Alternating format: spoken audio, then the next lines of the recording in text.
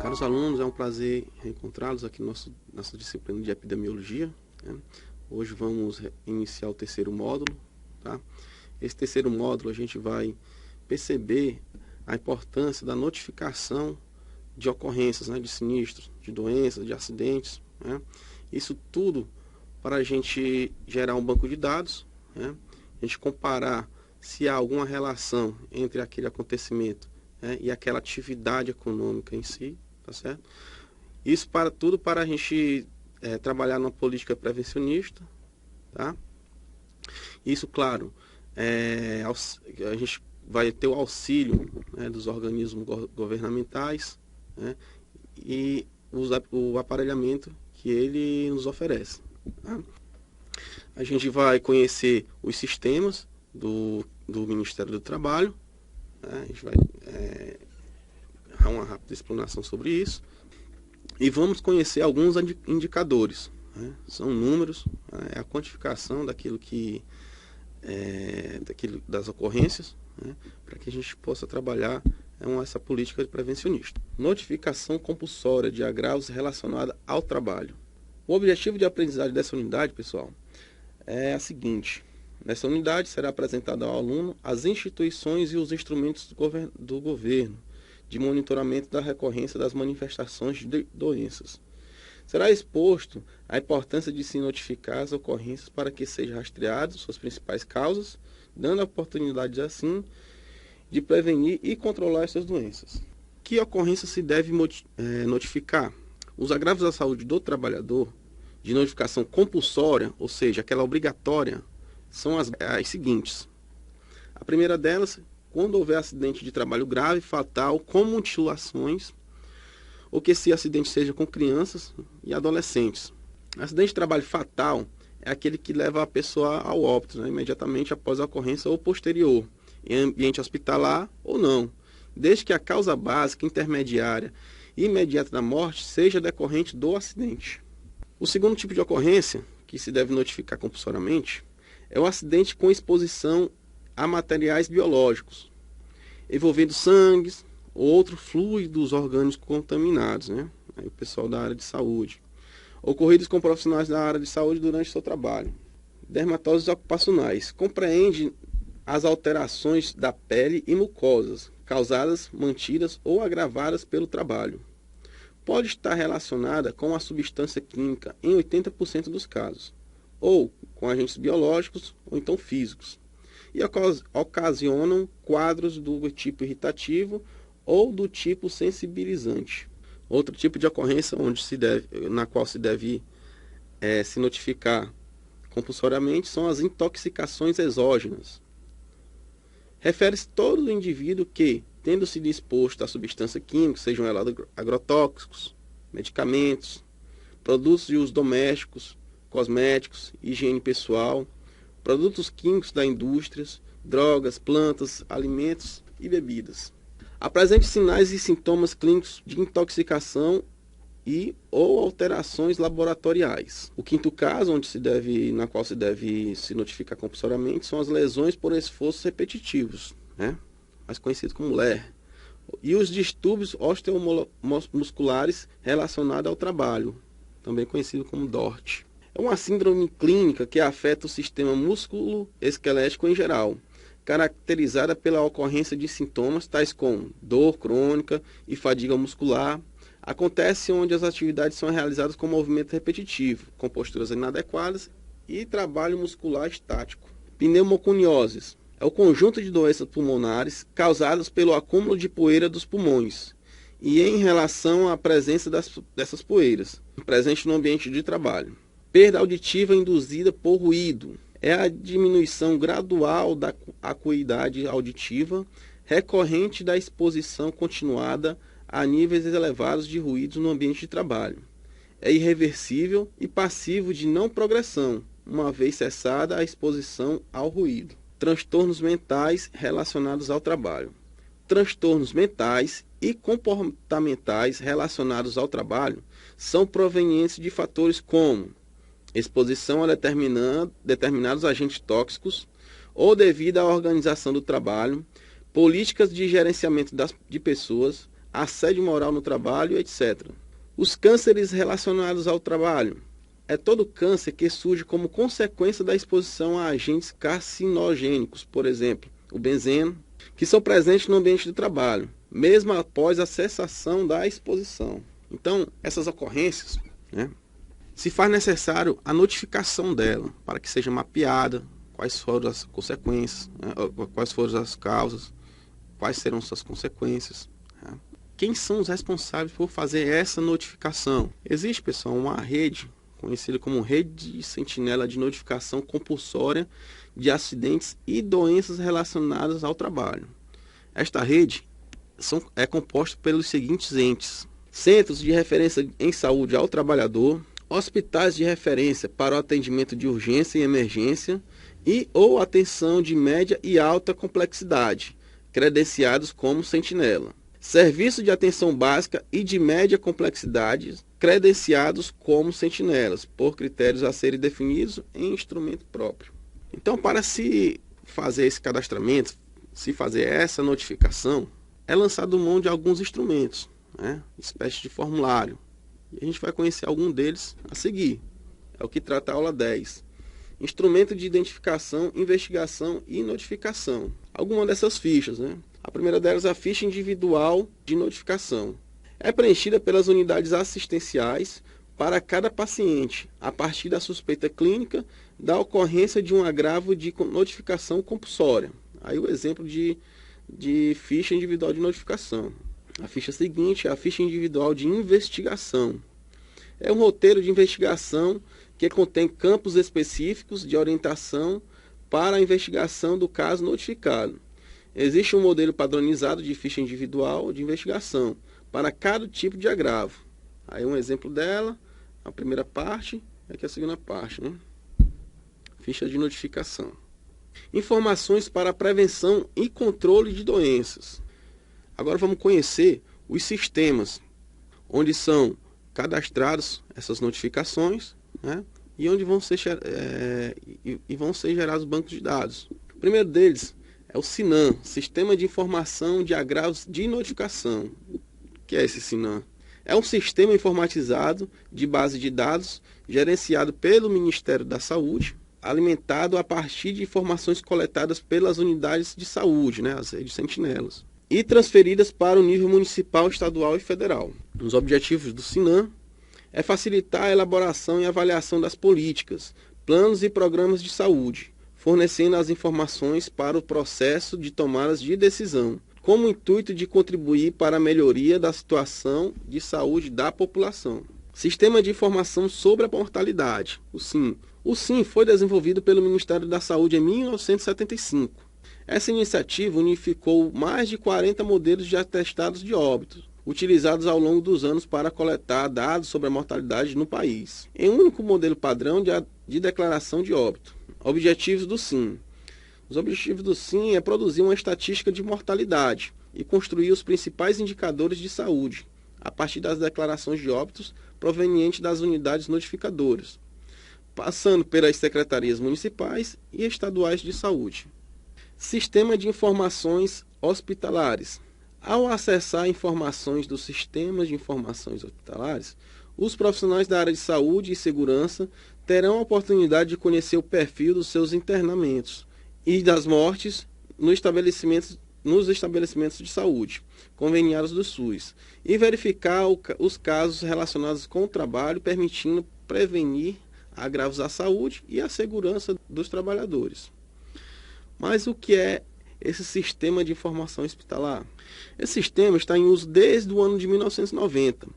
Tem como atribuição o armazenamento dos dados das internações hospitalares e o processamento mensal das autorizações de internação hospitalar dos estabelecimentos públicos de saúde, conveniados e contratados, disponibilizando informações sobre os pagamentos e os recursos destinados a cada hospital que integra a rede do Sistema Único de Saúde. Os objetivos do Sistema de Informações Hospitalares é processar as informações a fim de validar e liberar os pagamentos dos serviços hospitalares prestados pelo SUS. Ministério da Previdência e Assistência Social. O Anuário Estatístico da Previdência Social, a EPS. Através da EPS, o Anuário Estatístico da Previdência Social, os profissionais da área de saúde e segurança terão a oportunidade de conhecer uma série histórica, mensal e anual de acidentes do trabalho, típico de trajeto ou doenças do trabalho, considerada em diversas situações, permitindo a partir dessas a prevenção aos agravos à saúde e à segurança dos trabalhadores. Diferente do SINAM, do SIM e do SIH, as informações do AEPS são apenas de trabalhadores que contribuem para a Previdência Social. Mas o que é esse APS? O que é esse Anuário Estatístico da Previdência Social? É um sistema de organização e consolidação das estatísticas da Previdência Social, criada no ano de 1992, contendo dados básicos sobre os benefícios e arrecadação de contribuição previdenciária. O objetivo do Anuário Estatístico da Previdência Social é tornar público dados estatísticos consistentes e confiáveis sobre diversos aspectos da Previdência Social, especialmente os relacionados aos benefícios previdenciários e à arrecadação de contribuições previdenciárias, criando um registro histórico dos dados publicados. Os indicadores de saúde. Qual o significado da palavra indicador? O que são os indicadores? É o que indica, ou seja, o que reflete uma característica. Os indicadores são medidas, geralmente estatísticas, usadas para ajudar a descrever a situação atual de um determinado fenômeno ou problema. É de grande importância para a tomada de decisões. Então, são parâmetros, são números. Agora vamos conhecer algum desses indicadores. O primeiro dele, indicador de morbidade. Refere-se ao conjunto de indivíduos que adquirem doenças num dado intervalo de tempo em uma determinada população. Os principais indicadores são indicador de incidência, é dinâmica, mostra a duração do tempo de observação de surgimento de novos casos de determinadas doenças. Aí um exemplo, o gráfico, é a razão de sexo dos casos de AIDS em jovens de 13 a 19 anos, segundo o ano diagnóstico. Prevalência é a estatística, considera o número total da doença, incluindo casos novos e antigos, dando ideia de acúmulo de estoque. É o gráfico que representa o coeficiente de prevalência de hanseníase, segundo a Unidade Federativa de Residência no Brasil. Mortalidade geral. Mede o risco de morte para o total da população, independentemente de sexo, idade ou causa de óbito. Aí o gráfico que representa a proporção dos óbitos por causas mal definidas, segundo as grandes regiões. Mortalidade por causa. Permite conhecer os riscos de morrer por uma determinada causa e, consequentemente, orientar a sua prevenção. Aí um exemplo aí de gráfico que representa a estatística de morte em acidentes de trânsito. Letalidade. Relaciona o número de óbitos por determinada causa e o número de doenças que foram acometidas por tal doença. Na aula 12, vamos aprender a determinar alguns indicadores. Indicadores da saúde e segurança do trabalho. Indicadores da Organização Internacional do Trabalho, a OIT. A Organização Internacional do Trabalho é uma agência das Nações Unidas que tem por missão promover oportunidades para que homens e mulheres possam ter acesso a um trabalho decente e produtivo, em condições de liberdade, equidade, segurança e dignidade. Desde o ano de 1969, a Organização Internacional do Trabalho produz um anuário de estatísticas do trabalho que inclui um capítulo relacionado aos acidentes do trabalho, onde fornece estatísticas sobre cada país. Os indicadores recomendados pela OIT e utilizados no Brasil são: índice de frequência, mede o número de acidentes ocorridos para cada 1 milhão de homens horas trabalhadas, onde o denominador homens horas trabalhadas é calculado pelo número de trabalhadores por 8 vezes 8 horas por dia, vezes a quantidade de dias trabalhados no período considerado. Para fins de cálculo, consideremos 220 horas por mês por homem. Taxa de incidência de acidentes do trabalho, típicos de trajeto e doenças do trabalho. Esse indicador deve ser calculado para cada um dos motivos de acidentes, ou seja, acidente típico de trajeto e decorrente de doenças do trabalho. Seu cálculo permite analisar o número de acidentes ocorridos a cada 1.000 trabalhadores. Taxa de mortalidade por acidente do trabalho. Permite calcular o número de óbitos ocorrido a cada 1.000 trabalhadores. Taxa de letalidade por acidente do trabalho. Permite calcular o número de óbitos ocorrido a cada 100 acidentes de trabalho registrado. É um bom indicador para medir a gravidade do acidente. Índice de custo.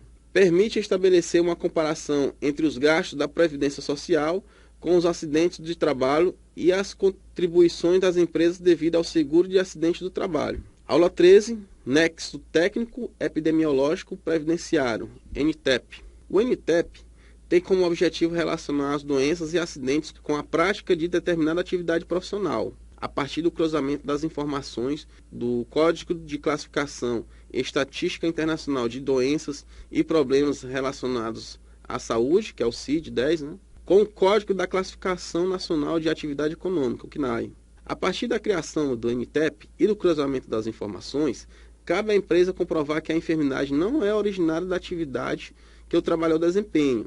Caso não consiga reverter, a empresa será penalizada economicamente. A função do NTEP: na eventual falta de comunicação do acidente do trabalho, se não for feita a CAT, o perito irá cruzar as informações do CID-10, da doença, com o Código de Classificação de Atividades Econômicas, o CNAE, e estabelecerá o vínculo entre as doenças e atividades, e caracterizará como auxílio-doença acidentário e não como auxílio-doença previdenciário. O correto enquadramento é muito importante para aquele trabalhador. As implicações legais e econômicas para as empresas. Com a vigência do NTEP, as empresas deverão ficar atentas para evitar o aumento de custos resultante dos afastamentos, bem como a formação de passivos trabalhistas. Aula 14. Fator acidentário de prevenção. Seguro Acidente do Trabalho, o SAT, é a contribuição social que incide sobre a folha de pagamento das empresas, onde é recolhida a Receita Federal do Brasil a título de seguro, para atender e cobrir riscos de acidente do trabalho e destinada ao pagamento dos benefícios do sistema previdenciário. Essa contribuição é composta pelo risco de acidente de trabalho, na seguinte forma: 1% risco leve, 2% risco médio, 3% risco alto. Porcentagem determinada de acordo com a atividade desenvolvida pela empresa, com base no CNAE. Fator acidentário de prevenção, a definição dele, A Lei 10.666, de 8 de maio de 2003, possibilitou a redução ou majoração da contribuição. A Resolução número 13.316, de 31 de novembro de 2010, em vigor desde janeiro de 2011, instituiu o fator acidentário de prevenção, o FAP. O FAP, portanto, é um multiplicador que varia de 0,5 a 2, a ser aplicado às alíquotas de 1%, 2% ou 3%, aquela porcentagem dita anteriormente, com base em um indicador de desempenho da empresa, formado pela frequência, gravidade e custo dos acidentes ou doenças ocupacionais ocorridos em cada empresa. A partir da data de instituição do FAP, as empresas, para serem competitivas nos segmentos que atuam, deverão investir na melhoria da qualidade de vida de seus colaboradores, já que o custo com doença e acidente do trabalho irão impactar diretamente no valor final dos seus produtos ou serviços.